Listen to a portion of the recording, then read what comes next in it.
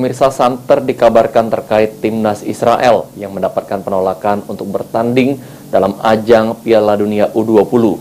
Ketua Umum PSSI dan Menpora sebut jika hal tersebut urusan Kemenlu.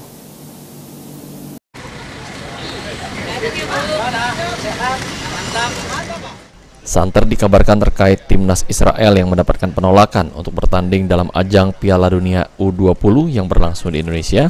Terkait hal tersebut dalam kunjungannya ke Palembang pada Sabtu lalu, Ketua Umum PSSI Erick Thohir mengatakan jika PSSI hanya menyiapkan timnas serta teknis pelaksanaan Piala Dunia, sementara hal tersebut merupakan urusan Kementerian Luar Negeri. PSSI jelas posisinya, kita menyiapkan tim nasional Indonesia untuk bertanding. Ya. Kedua, teknisnya di PSSI.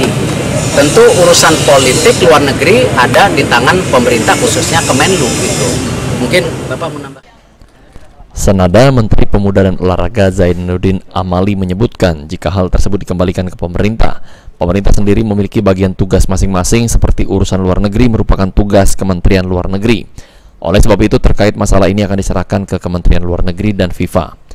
Diharapkan ke depan tidak akan ada masalah dalam penyelenggaraan Piala Dunia U20. Memang sebagaimana penugasan dalam Kepres itu kan kita sudah dibagi tugas. PSSI benar apa yang disampaikan oleh Ketua Umum Pak Erick tadi, tugasnya mempersiapkan tim nasional dan penyelenggaraan pertandingannya. Nah, urusan itu menjadi urusan pemerintah. Nah, di pemerintah itu kan ada bagian-bagiannya. Nah, urusan hubungan luar negeri, urusan politik luar negeri, dan lain-lain itu ada di Kementerian Luar Negeri. Saya kira, saya yakin teman-teman di Kementerian Luar Negeri sudah mempersiapkan itu, mendiskusikan itu, dan mudah-mudahan tidak akan ada masalah. Seperti diketahui, penolakan terhadap timnas Israel datang dari rakyat kota Solo yang menilai Israel sebagai negara penjajah.